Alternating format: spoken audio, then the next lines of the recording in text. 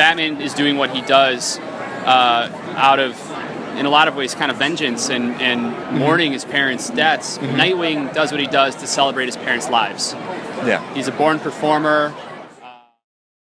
Alfred was more of his physical caretaker. He made sure that, Bruce didn't starve and that he had a clean place to live in, and stuff like that, because Alfred couldn't connect with Bruce on an emotional level. And Bruce also had Dr. Leslie Tompkins as a key figure in his life, from a young age with the tragedy of his parents. But again, she was someone who couldn't connect with him on that emotional level. He didn't have anyone that could say, yeah, I lost my parents too. I understand how you feel, until he met Dick Grayson. And he was in the audience on the night that Grayson's parents were killed at the circus. So he comes back as Batman, and he sees himself in Grayson. He sees, the young orphaned little boy who just lost his parents, and he can sense that rage and that desire for revenge in Grayson, the same one that he still had, even though he was how much older. Because one of the key points about Bruce is that, again, he shuns the idea of trying to connect with people and trying to emotionally connect with anyone, because he picks himself up and just goes and trains for how long? He trains his body and his mind. He trains in the martial arts. He trains in criminology and detective work. So he kind of ignores the opportunity to make friends and for that hurt to go away. He just keeps it inside of him until he meets Grayson. And then he sees himself in the boy. He eventually brings him into his house as his ward, takes care of him, and Grayson still expresses, hey, I want to get revenge on Zuko. We have to make him pay. And that's when Bruce says, okay, I can give you a way to do that. I'm Batman. So there's also another interesting development here, is because you can see that Alfred acknowledges that maybe he wasn't able to help Bruce through these times, and the way that he deals with Dick Grayson as a young kid that just lost his parents, and the way he dealt with Bruce are completely different. He's much more emotionally nurturing. He tries to be there for him. He tries to kind of steer him in the right direction, rather than just kind of allowing what he did with Bruce, where he kind of just allowed him to go on his own path. He tries to kind of lead him away from where Bruce went, because you can tell he does not want that fate for another child in his house. The post-crisis retelling of Bruce taking Grayson in actually shows that with Alfred. There's conversations between that Alfred and Grayson have, where Alfred admits, I should have tried harder, to be more of a parent to him rather than a caretaker. I should have showed him more love and tried to comfort him more than I did. And he knows he's not going to make that same mistake with Grayson. And Alfred expresses blatant disapproval of Bruce telling Grayson that he's Batman and, giving him this opportunity to join him in his hunt for vengeance and his quest for justice. Alfred blatantly says this is wrong. You should not be doing this. Dressing up in your costume at night and risking your life is irrational, and bringing a child into it is even worse. So Alfred expresses very, very much his disapproval at Bruce bringing, Grayson into this at such a young age. And in Hush, which I'm currently reading through, Alfred says he knows he should have sent Bruce more love when he was a child, instead of, just kind of treating him like he did.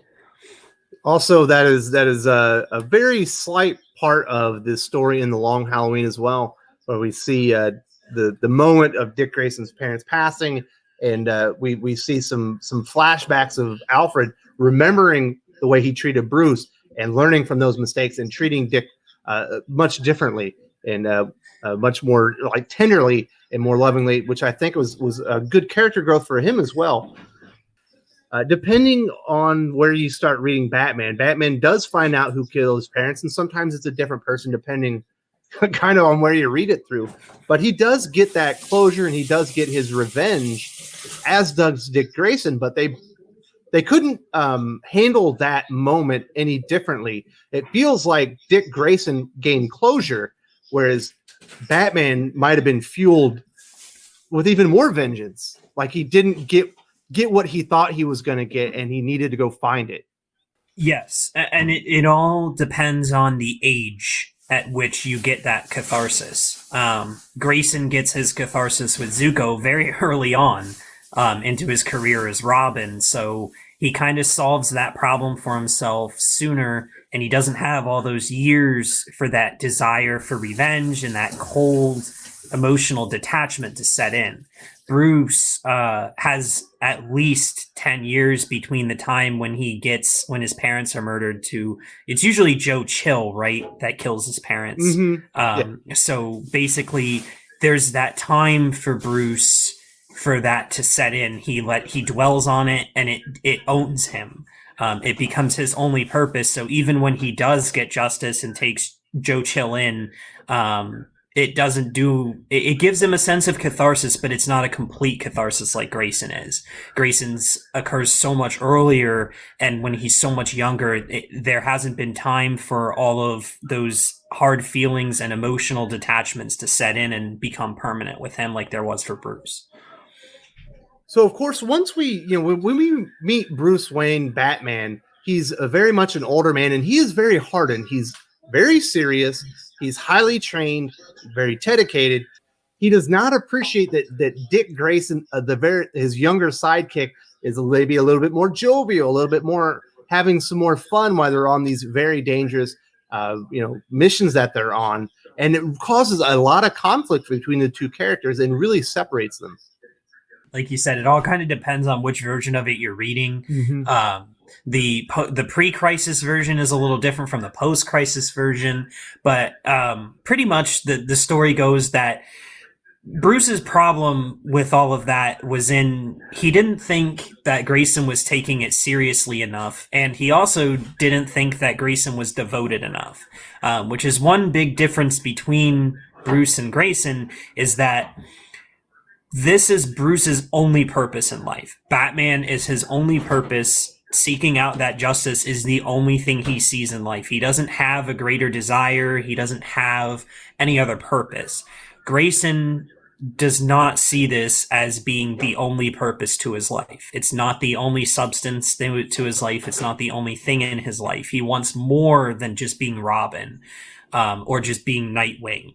And we see this come out as in Grayson actively pursues relationships. He has friendships with people on the outside and with his fellow costume superheroes. We all know Dick Grayson's romantic life is troubled, to say the least. But he at least tries to pursue things outside of the costume. Bruce does not do that. And that's the biggest spark to their conflict, is that Bruce doesn't feel Grayson's devoted enough, so he can't have someone who's not 100% devoted to his goal out there in the field with him. Yeah, you can just see it with the way that they interact with their fellow heroes that are on teams. You see Dick Grayson, he's the leader of the Teen Titans. Everyone loves him.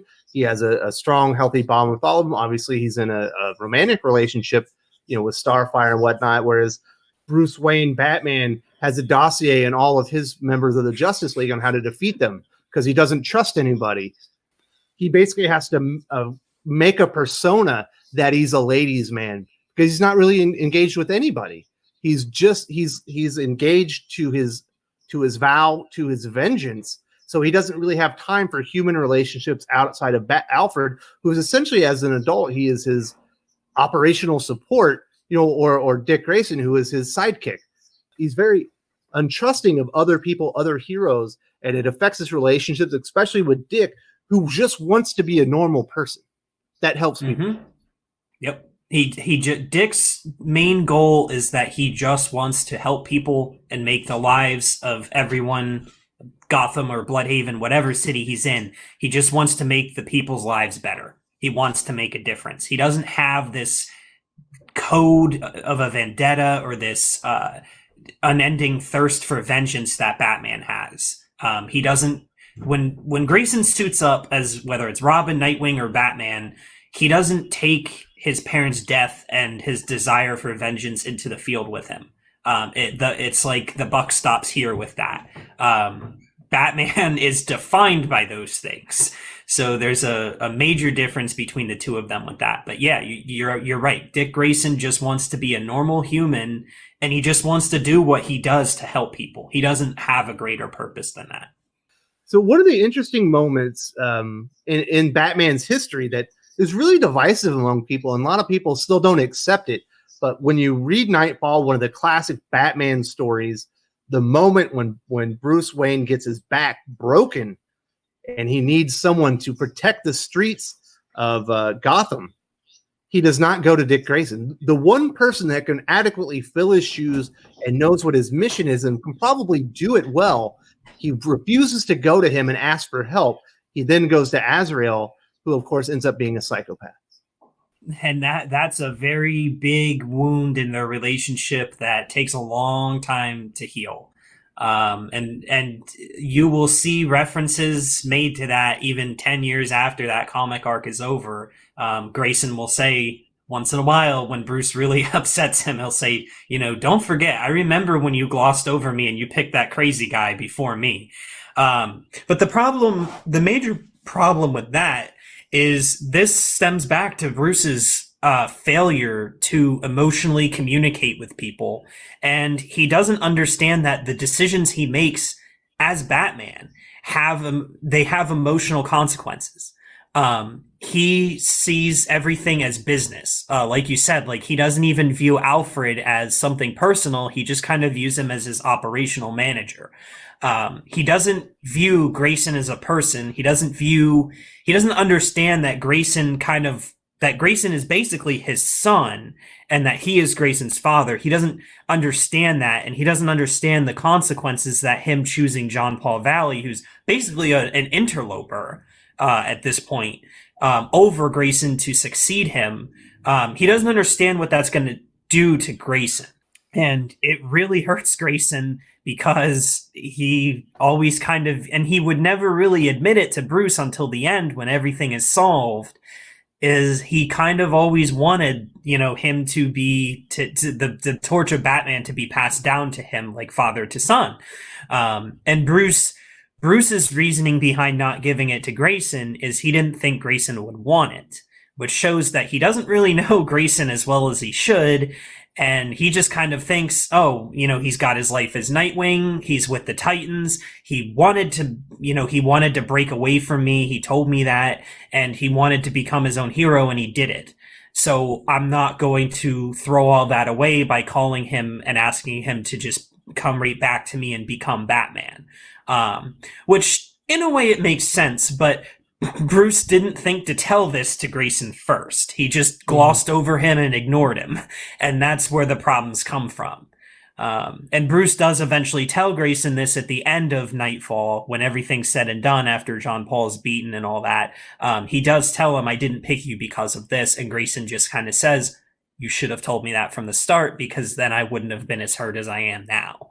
And they patch things up, but it's a giant wound on their relationship for sure. Well, it takes a pretty monumental tragedy to patch things up. Of course, Jason Todd beaten by a crowbar at the hands of Joker, blown up as he was trying to discover who his real mother was, and Batman finally loses basically a child in that moment. I believe he's like 16 when that happens, and it takes that tragedy and that big loss from Bruce, and it just completely affects him. It changes him. It makes him a little bit more human, in my opinion, but that's what it takes for Dick to finally come over and say, listen, I see that you're hurting, and I want to mend these fences between us and start up a relationship again. But they're never really the same after that. The key part of that story is Tim Drake, because Tim Drake is the mediator that brings Bruce and Grayson together. Grayson was very reluctant to join in and help Bruce after that happened, but it was Tim Drake that pushed him towards it and said, no, he's going to die, because Bruce had lost it. He was not being himself. He was being very reckless. Alfred even said, I've never had to patch him up as much as I am right now. He's getting wounded all the time, stab wounds. He's not being careful. He's just rushing into things and beating the crap out of people. And the whole story is about Tim Drake pushing Grayson to say, no, he needs you. And once Bruce learns that he can actually trust Grayson, he's your son, you can trust him. He also learns to trust Tim Drake. He starts putting that trust into Tim to say, okay, I could consider you being the next Robin. So Tim Drake plays a big part. And again, this all stems back to the whole idea that Batman doesn't move forward without his children, without his family. And in this situation, we needed Tim Drake to push both Bruce and Grayson back together. Of course, I don't think they're ever going to see eye to eye, but I do think they understand each other now, which is important because I think, before Dick was looking for some validation essentially from his father, and Bruce was looking for a hard-nosed partner just like himself. And they didn't realize you can't help somebody if you don't know what they're looking for. And they just weren't seeing what the other one needed from each other. It was Kyle Higgins when he said that, Batman fights to avenge his parents, whereas Dick Grayson fights because he loves his parents. They're both very effective. They both do similar things, but their motivations couldn't be more different in the end. You see that come through in their demeanors. And this plays into something interesting with artists, the way artists, depict characters, and each artist has their own take on different characters. This is something I've brought up in my second chapter of my thesis a lot, which focuses on all of this trauma theory stuff with Bruce and Grayson, is that you can see their reasonings behind you can see the reasons they fight behind their demeanor in the comics. If you look at Bruce when he's Batman, very stoic, very rarely does his face change except maybe to gnash his teeth when he gets mad. And his fighting style is very grounded, a lot of just straight kicks, punches, and beat downs. If you watch Grayson, very rarely does Nightwing ever jump into a fight without a smile on his face. He does a lot of splits, a lot of kicks. He's very acrobatic in his fighting style, very dynamic and fluid, while Bruce's is very contained and very brutal. So I think their fighting styles and the way that they're rendered in their approach to fighting crime talks a lot about their personalities. We see Grayson with his witty banter where he trash talks whoever he's, fighting, whether it's someone bigger than him or just some random mook. He's always, talking crap to him. And Batman, very rarely does he talk when he's fighting unless it's basically to plan out his next move or intimidate someone. Exactly. Yeah. If he's wanting a confession or he needs information, then he starts talking. Otherwise, he's kind of brutal. Yeah, just brutal, silent. Like I said, very rarely do we see his face move, except mainly to gnash his teeth if he's getting angry. But Grayson wears his emotions on his sleeve, and we can see those motivations that Kyle Higgins was talking about in their artistic renderings.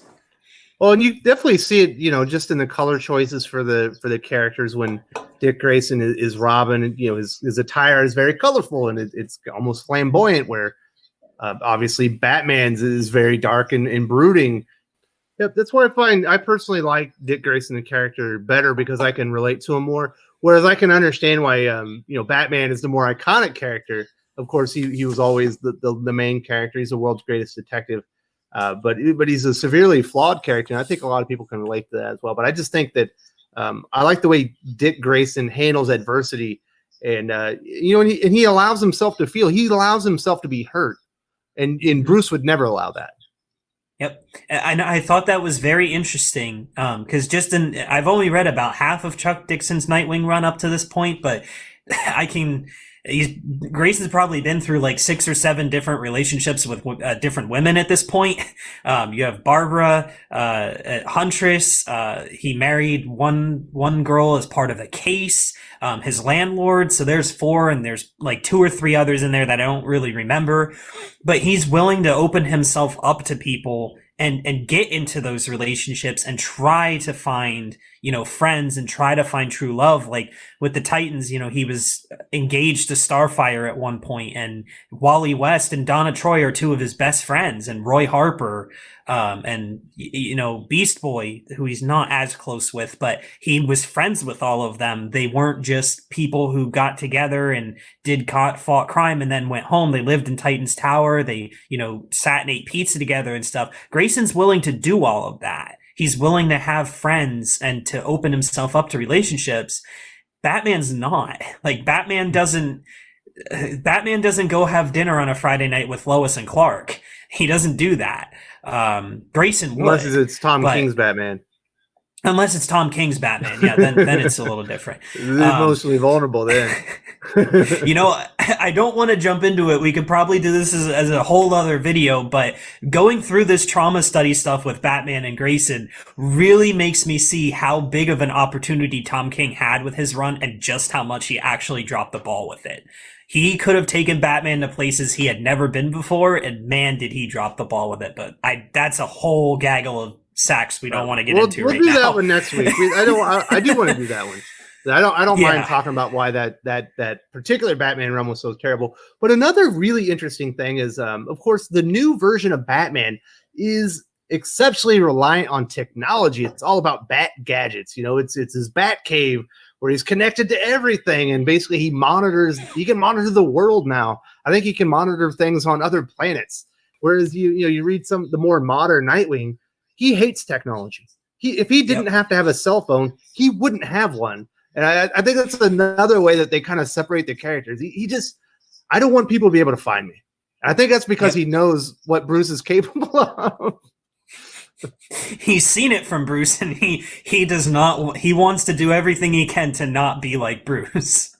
So and I mean, even in the less modern versions, if we're taking it back to early 2000s and late 90s, it's still there. Batman's much more willing to rely on technology than Grayson is. Like, there's situations where Grayson wants a car and he has he wants his own version of the Batmobile so he can get around. But he kind of chooses like a civilian car that he can change the look of from time to time instead of going with some kind of high-tech death tank like Batman has. Mm-hmm. And he doesn't have a plane. He doesn't have the Nightwing plane or anything like that. And he runs his operations out of 2 apartments that are side by side with a desktop computer. So he doesn't buy into all the technology stuff. I think you're right. I think that's his own way of distancing himself from Bruce. He doesn't want that insane reliance. He knows that he can be seen at all times. He doesn't want to make it easy for him. I think that is going to wrap up our time here. I don't want to take all of your day. And we got Dylan from the Real Comic Book Gamer and Skip showing up in about 15 minutes. And I'm going to need a little break. Is there anything else that you wanted to say before we wrap this up, Josh? Not really. Just, if you've never really considered looking at, comic characters in this way, it's really fun and very enlightening to do so. I didn't think trauma studies was going to be something I was interested in. And then I started reading a lot about it, and I started learning a lot about the way, our minds and our emotions work and how our bodies process stuff like this. And, I learned a lot about myself and a lot about the coping mechanisms that I use to deal with trauma in my life that I didn't even know, were actually coping mechanisms. I just thought it was kind of how I was, just normal behavior. But it's really fascinating to kind of learn and look a little deeper into these characters. So if you've never really taken it into consideration, I recommend doing it. It really endears you to a lot of the characters and their struggles. It's pretty fascinating stuff.